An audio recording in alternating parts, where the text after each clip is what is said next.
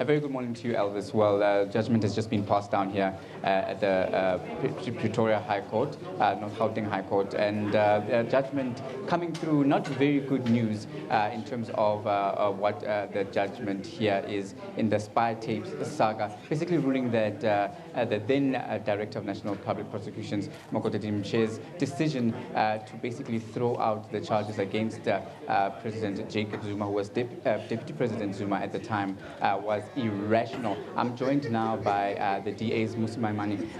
Mr. Maimane, your reaction to the ruling here? Yeah, it's a victory for the rule of law. It's a victory for the Constitution. It says that Jacob Zuma must face a prosecution. It says the decision was irrational to discontinue charges against him, and therefore we welcome the fact that he will have what he's always asked for, his day in court.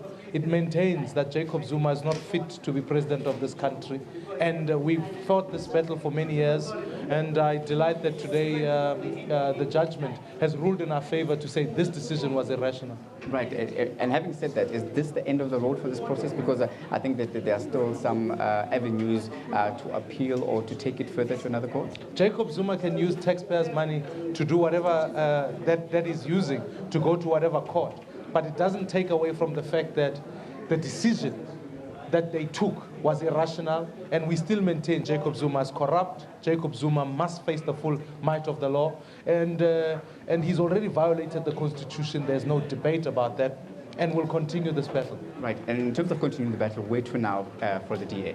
We go to the National Prosecuting Authority. We want the charges to be continued, and we want Jacob Zuma to have his day in court. So I'll go there. And if the ANC wants to go appeal at the SCA, we will find them there. We'll find them at the Concord, because it's time now that Jacob Zuma faces the full might of the law. How soon before this process can take its next logical step in terms of the charges being reinstated and the court proceedings? Well, now I'll see what the NPA does. Obviously, the judgment has just come out from now, and then we'll see what decisions they take subsequent to that. We'll take our own action to make sure that we hold the NPA to account, that they can't make decisions in manga business. Right. They must, in fact, make sure that they charge Jacob Zuma. In light of what has been said here in court, how do you prevent an institution like the NPA from repeating the same mistakes? It just went to show that the NPA was unduly influenced politically in terms of what the judgment means.